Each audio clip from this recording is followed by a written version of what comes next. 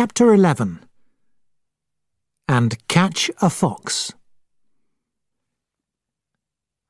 He said the whole country would talk about me. But he said I would die a violent death. It was a clear November day.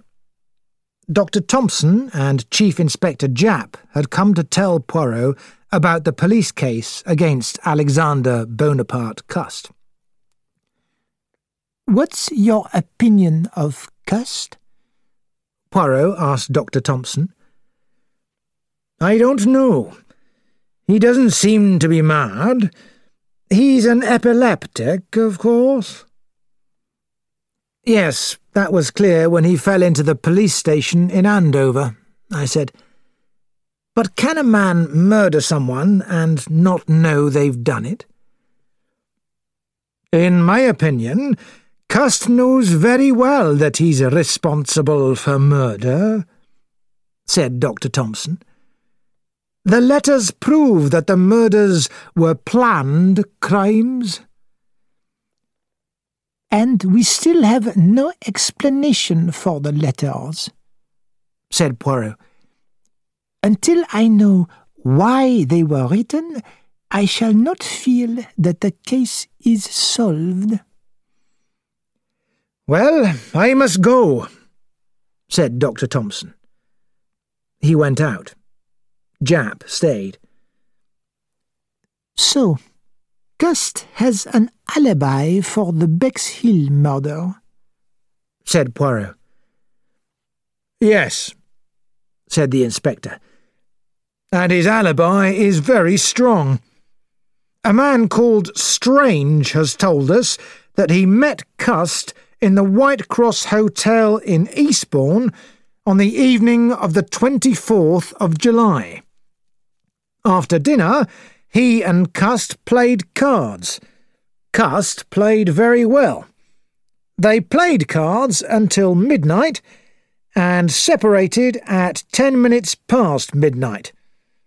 So, if Cust was in a hotel in Eastbourne at that time, he couldn't strangle Betty Barnard on the beach at Bexhill between midnight and 1 o'clock.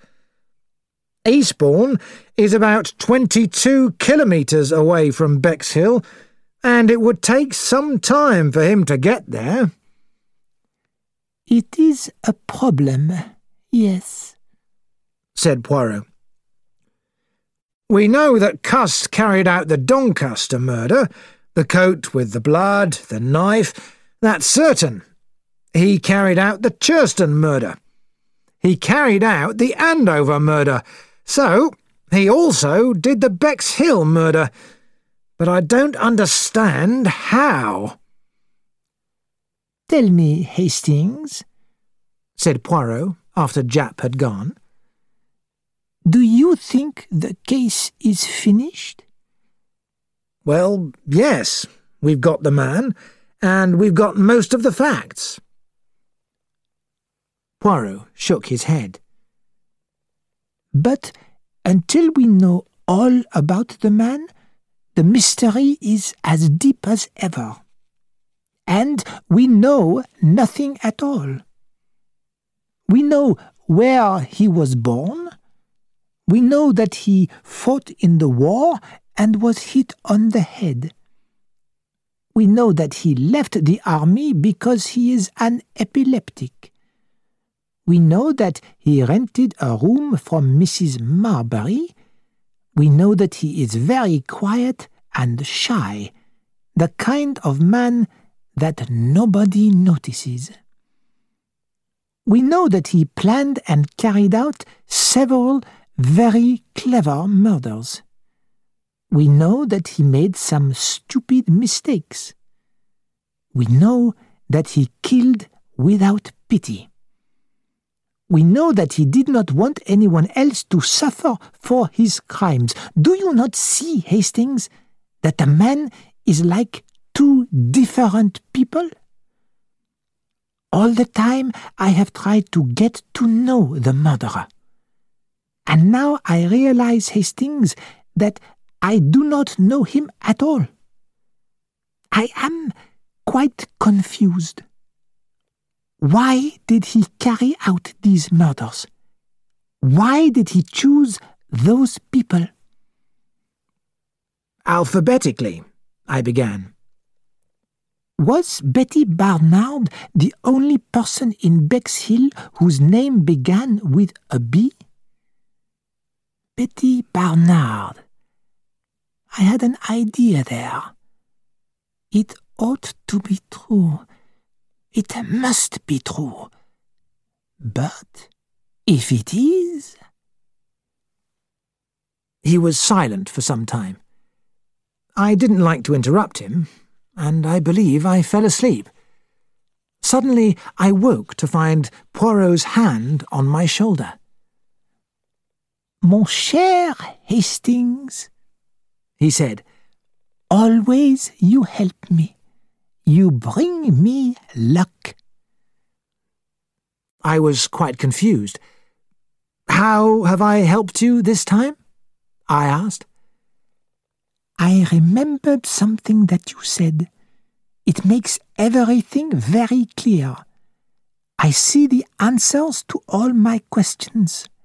The reason for Mrs. Asher, the reason for Sir Carmichael Clark, the reason for the Doncaster murder, and finally, very important, the reason for Hercule Poirot. But first, I need a little more information from our special legion. And then, when I have got an answer to one of my questions, I will go and see ABC. We will face each other at last. ABC and Hercule Poirot, the enemies. And then we will talk. What do you expect Cust to tell you? I asked. Hercule Poirot smiled. A lie, he said. And from the lie, I shall know the truth. During the next few days, Poirot was very busy. He was mysteriously absent for a lot of the time. He talked very little and refused to answer any of my questions. But towards the end of the week, he said he intended to visit Bexhill. He suggested that I should come with him, and I agreed enthusiastically. The members of our special legion were also invited.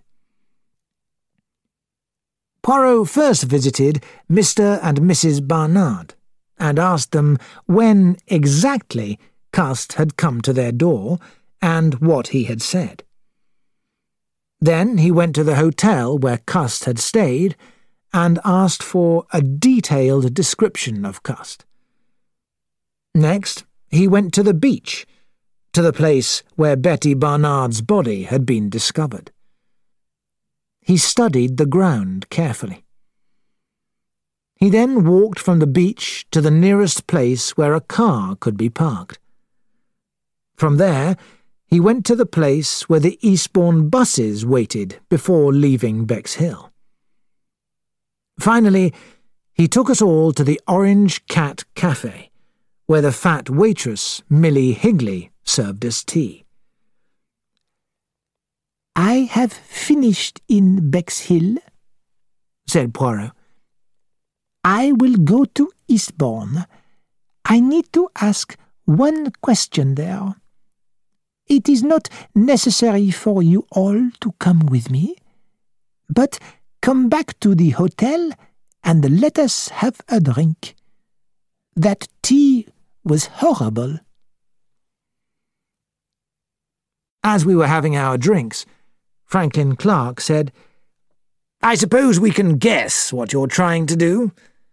You're trying to prove that Cust's alibi is false. You seem very pleased, but I don't know why. You haven't got a new fact of any kind." No, that is true, said Poirot. Then he continued, My friend Hastings told me once that he had, as a young man, played a game called The Truth. Everyone was asked 3 questions. They had to promise to answer 2 questions truthfully. He paused. Eh bien, I want to play that game. But 1 will be enough.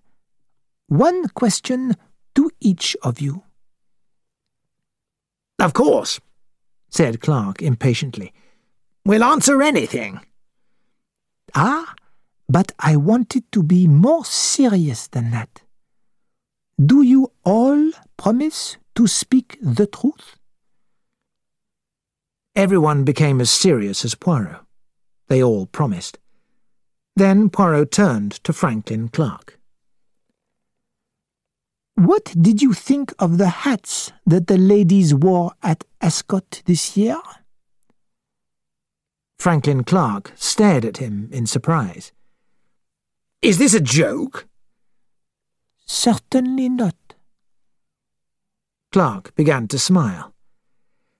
Well, Monsieur Poirot, I didn't actually go to Ascot, but I saw some of the women driving to the races, and their hats this year were an even bigger joke than the hats they usually wear.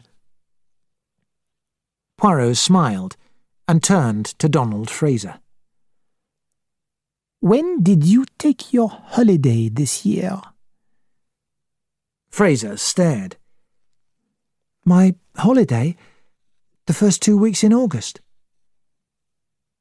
Then Poirot turned to Thora Grey, and I heard a slight change in his voice. His question came sharp and clear. Mademoiselle, after Lady Clark's death, did you hope to marry Sir Carmichael? The girl jumped up. How dare you ask me such a question? It's insulting. Perhaps, but you have promised to speak the truth, yes or no.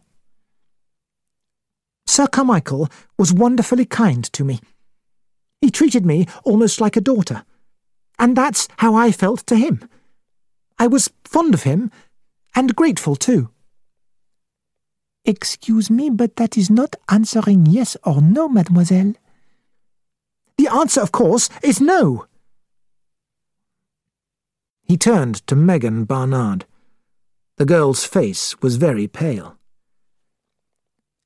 Mademoiselle, what do you hope will be the result of my questions?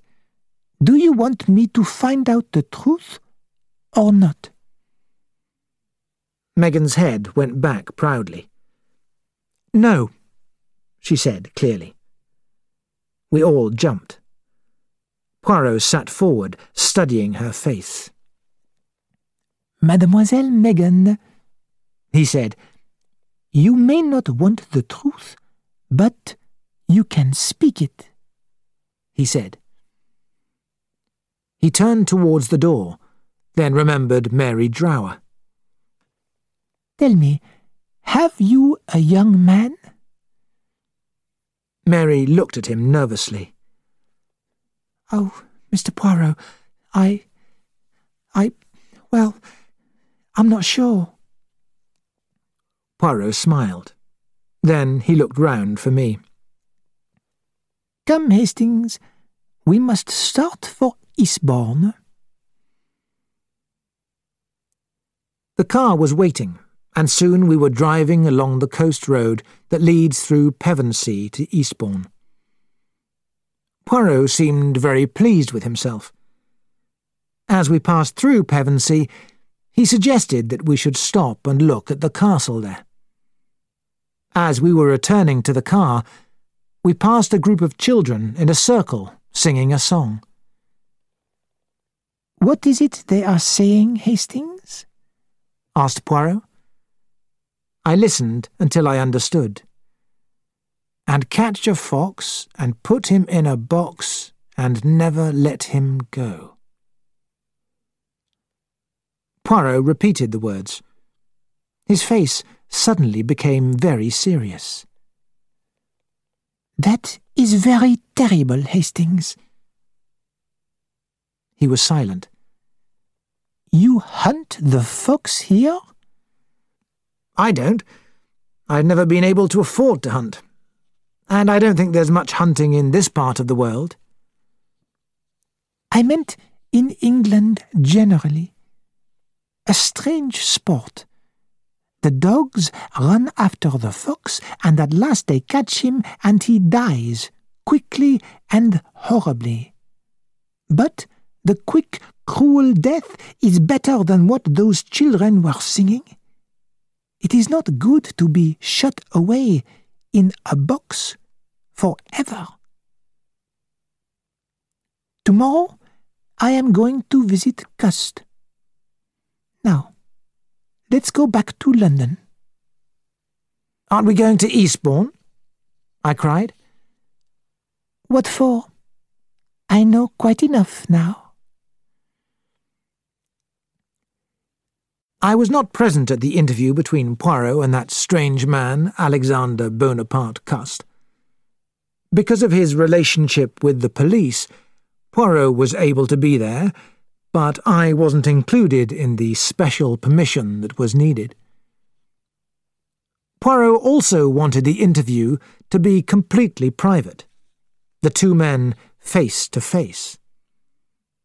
But when Poirot came back, he told me all about it in great detail. Mr. Cust seemed smaller, and to stoop even more. His fingers pulled nervously at his coat. For a time, Poirot sat and looked at him. At last he said gently, "Do you know who I am?"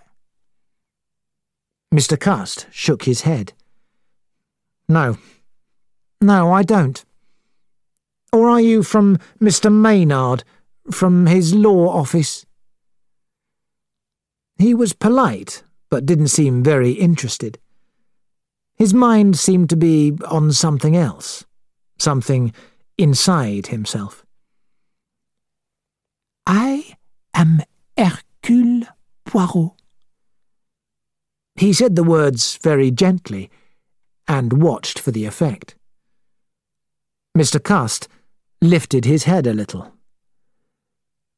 "Oh, yes," he said.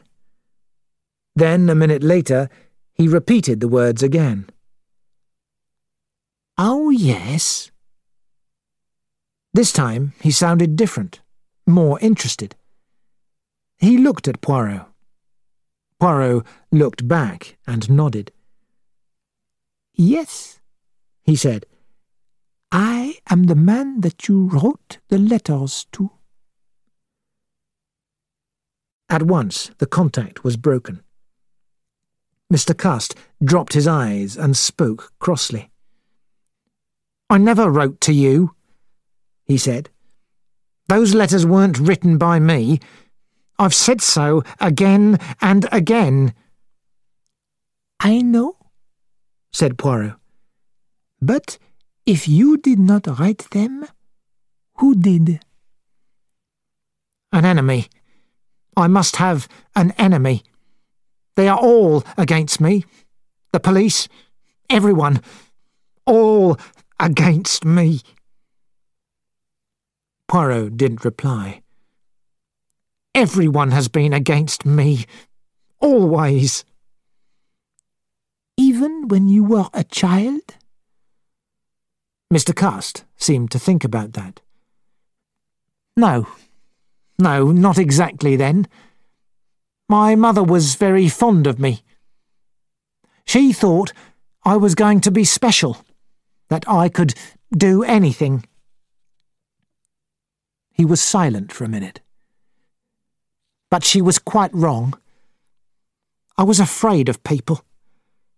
I had a bad time at school. And later, when I started work, I had the feeling that everyone thought I was stupid."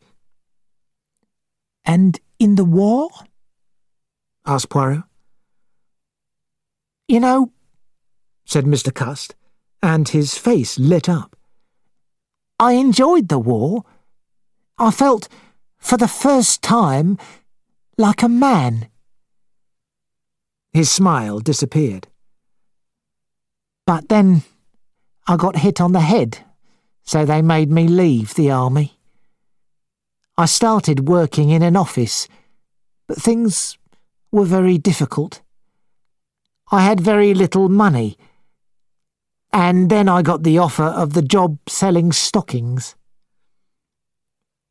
You told us the name of the company, but you know now, don't you?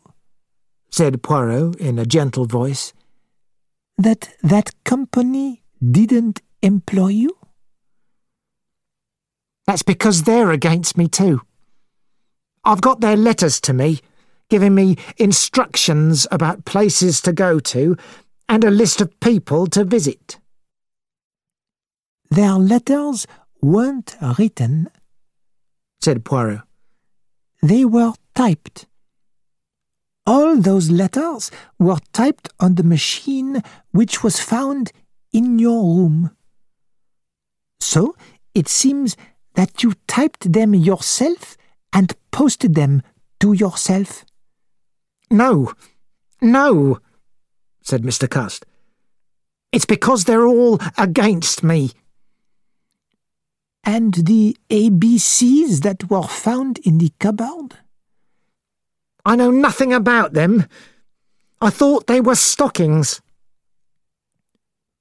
Why did you put a mark by the name of Mrs. Asher in that first list of people in Andover? Because I decided to visit her first. One must begin somewhere. But I didn't murder her. I'm completely innocent. It's all a mistake. Look at that second crime, the Bexhill one. I was playing cards in Eastbourne. You play cards very well, I believe, said Poirot. I believe I do. You'd be surprised how a game of cards can bring strangers together. I remember one man. I've never forgotten him because of something he told me. We just got talking over a cup of coffee and we started playing cards. What did he tell you? Asked Poirot. Mr. Cust's face looked worried. He read my future in my hand. He said I would be one of the most famous men in England before I died. He said the whole country would talk about me. But he said I would die a violent death. He was silent suddenly. My head. I suffer very badly. I'll get cruel headaches sometimes. And then there are times when I don't know. He stopped. But you do know, don't you? Poirot said. That you carried out the murders? Mr. Cust looked up. He looked strangely at peace. Yes, he said. I know. But I am right, am I not? You don't know why you carried them out. Mr. Cust shook his head. No, he said. I don't.